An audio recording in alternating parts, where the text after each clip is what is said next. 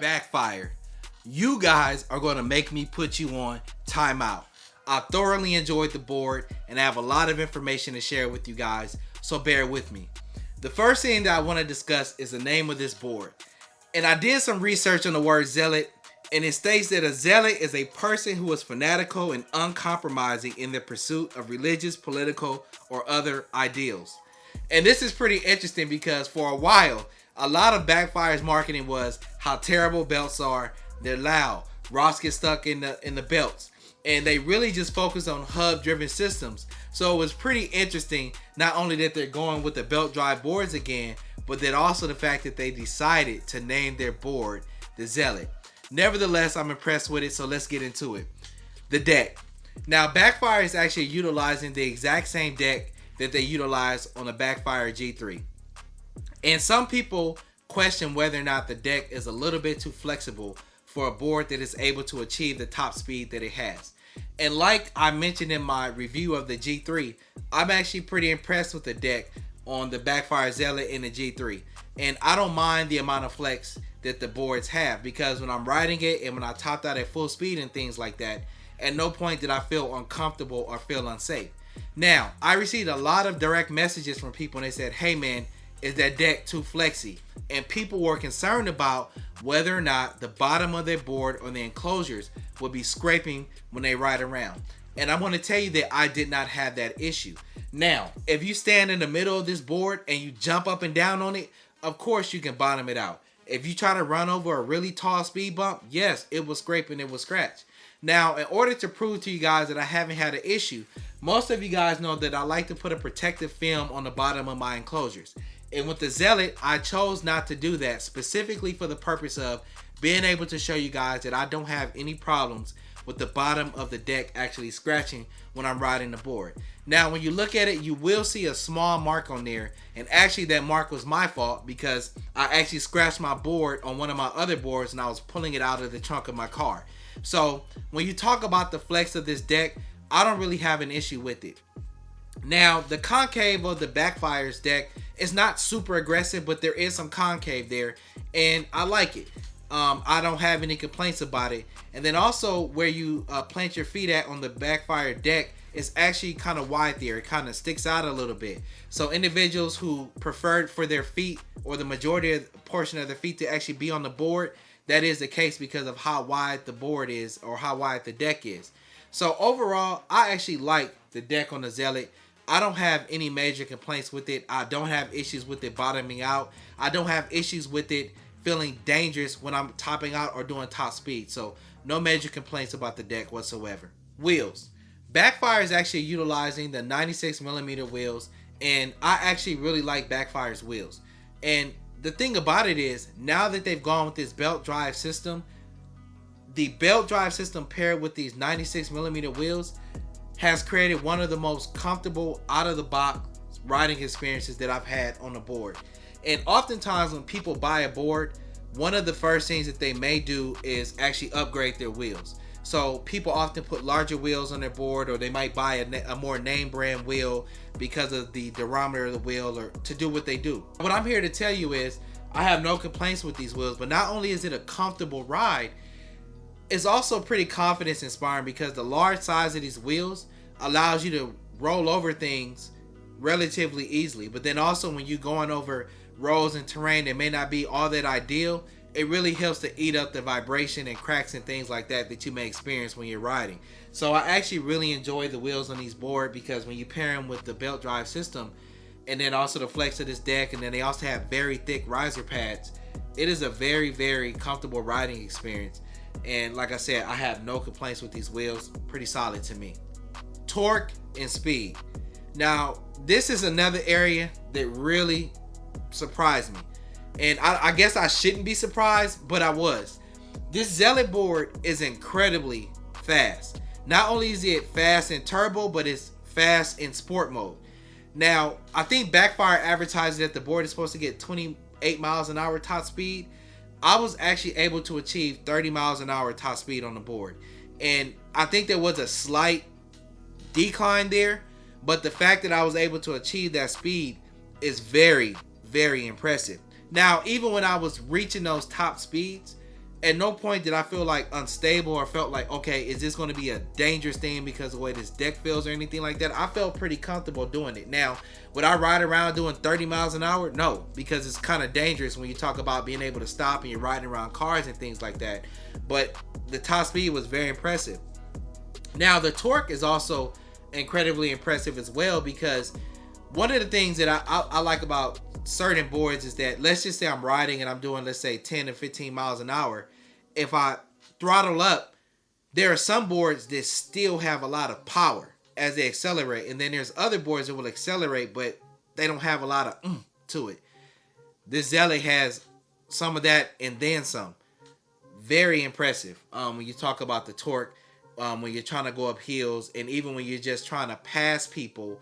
Let's just say you're trying to pass a car real quick, or some bicyclists or some pedestrians.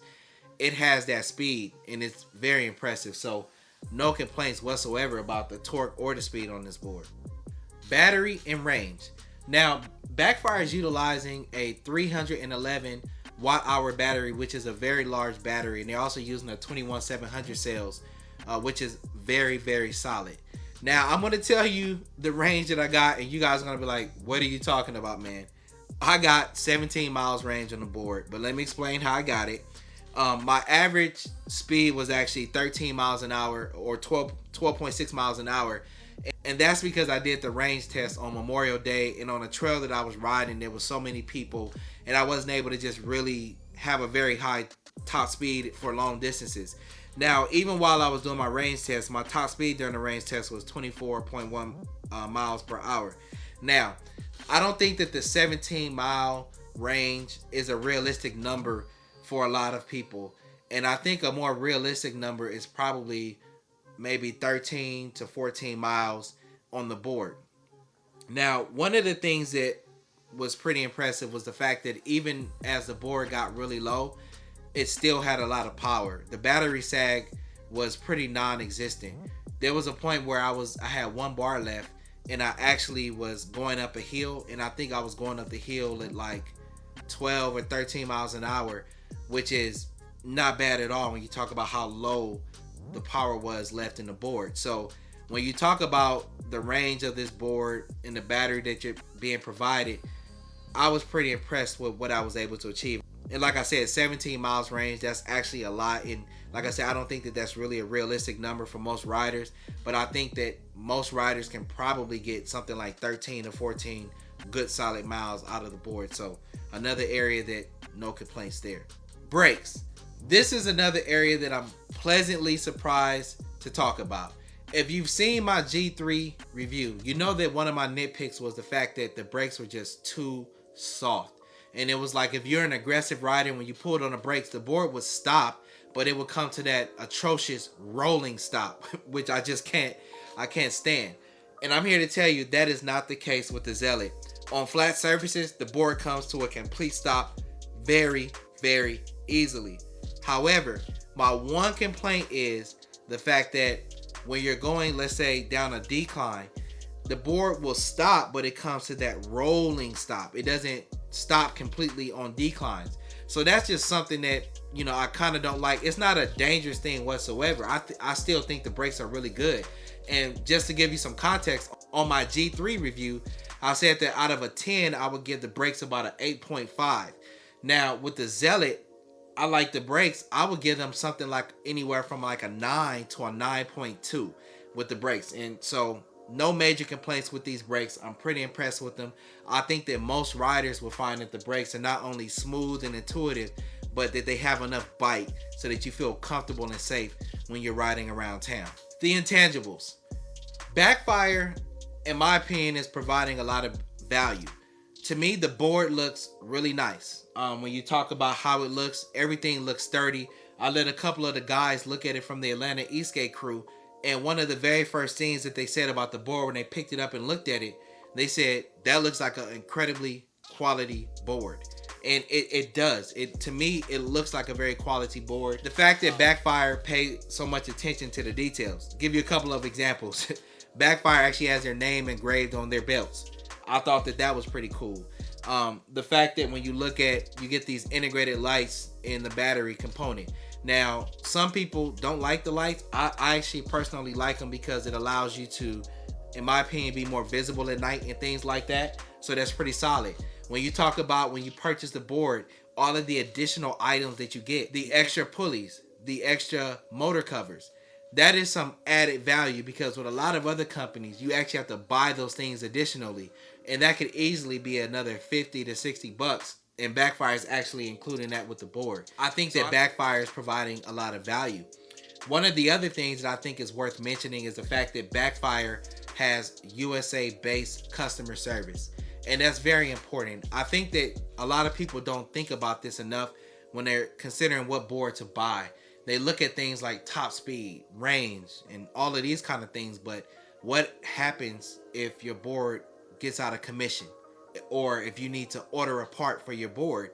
You don't want to have to wait a month and a half to get a part or something like that, or wait a week to get a response from an email. And Backfire has that USA-based customer service, and I actually have to utilize that once before when I had my Backfire G2T and my motor was acting up, and I emailed Backfire. They sent me a label, and I mailed the motor to them.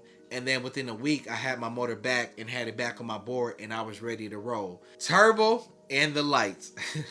Now, the turbo button and the turbo feature with Backfire is something that it has a little controversy associated with it, because a lot of people are like, okay, since Backfire is going to have boards now, they have a limited turbo, why not just create a third speed mode? And to be honest about it, I like the way Backfire set up the turbo button on their boards, and I did a whole video about why I like it. I'll try to give you a very quick synopsis, and basically I'll give you an example. A lot of boards have the turbo feature, and you know, some boards may have the 4-speed mode, may be turbo, so 1, 2, 3, and then they got 4 is turbo. And oftentimes the turbo is actually maybe the same top speed as mode 3, but it just has a faster acceleration.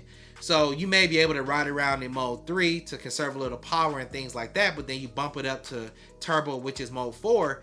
And what happens is, if you want to cycle back down to mode 3, you can't go right back to mode 3. You have to cycle through 1, 2, 3, and now you're back in mode 3. Now, with the turbo feature on the Backfire boards, if you're in sport mode, which is a very fast mode, which is upwards of like 23, 24 miles an hour, if you want to bump it up to turbo, you hit the turbo button, you accelerate, you can pass a pedestrian, pass a car, whatever it is that you're trying to do, go up a hill. And then if you want to go back down into sport mode, you just hit the speed button and it drops you right back into sport mode. You don't have to worry about cycling through all of these other different speed modes. So I think that that's something to definitely mention. The other thing that was something that people always talked about was, and people said, hey man, please tell us, can you turn off the lights when you activate turbo? Yes, you can turn the lights off now while you're in turbo mode. And that was something that people could not stand with the G3 boards, is that if you turn on turbo with the G3, it flashed, and you just had to leave it on. I'm happy to report that with the Zealot board, if you're in turbo, you can actually turn the lights off. Now, personally, I like the lights. I like the way they look. I like shred lights on my board. To me, I think it makes you more visible when you have the lights turned on, especially at night. And then it also gives it a cool factor to me. So that's a good look to me as well. Nitpicks. I praised this board. I talked about all the positive things that the board has brought to the table. But wanted to share a couple of my nitpicks. One of the things was that the area that you actually utilize to tighten the belt system or adjust the belt system, that little sprocket area, there's a very small screw inside of it. And for some reason, my screw was coming loose. So I heard a rattling sound while I was riding. And I immediately knew what it was, because sometimes you have to tighten up things on these belt drive boards because the vibration is just a lot of vibration. So I actually just removed that very small screw. I put a little bit of Loctite on it, put it back in, and that sound is gone and the screw is not coming loose again. So I don't know if that's an issue that other people are experiencing or it's just something that I actually ran into. So I wish that they maybe would have put a little bit of Loctite on that very small screw so they wouldn't rattle. So that's one of my nitpicks. The other nitpick that I have, and I kind of briefly glanced on it a little bit earlier while talking about the brakes, I wish that, I don't know if it's possible. I wish Backfire had the ability for their boards to not only just brake, but for the wheels to actually roll in reverse. And it's similar to what you see on the boosted boards, and the X-Way can also do that as well. The wheels being able to roll backwards like that gives you incredible braking strength and braking power. And what it allows you to do is, even on declines, you can actually stop, a complete stop. And the other thing I like about that feature is that, like, if you're at a light or you overshoot you were trying to stop, you can just roll backwards really quickly. Now, I like the brakes on the board. They're very good. Out of a 10, I would give them, like I said, like a 9.2 or something like that. But just, that would be amazing if I pull back on my brake, if the board would actually go backwards. Now, Backfire is coming out with an app in a couple of months. It would be interesting to see if they would allow us to turn on a feature to where we'll be able to do that. But nevertheless, no major complaints. Those are my only real nitpicks at this particular time. Final thoughts. Now, I really enjoyed this board. I talked about all of the things that I loved about the board.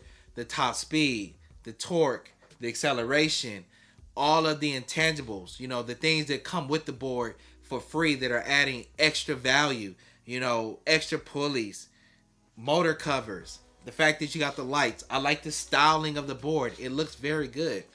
I think that if you're somebody that is in the market and you're looking for a board and you have $700 to spend, I definitely think the Backfire Zealot should have your attention. It's one of those boards that when you get it, I think it's a board that you can have for a year, maybe even 2 years, and still be very impressed with what you have. Sometimes when you buy a board, it becomes obsolete the next riding season. I think that what Backfire was able to produce with this board, I think that it's something that people will be able to have for a while and be happy with their purchase. Overall, I'm impressed with the board, and I think it's definitely a board that if somebody were to purchase it for $700, they would be happy with their purchase. Thanks for checking out the video, and as always, I'll see you at the top because the bottom is too crowded. Don't forget to like, subscribe, and share. Backfire, holler at me about that Ranger 3. Let's do it.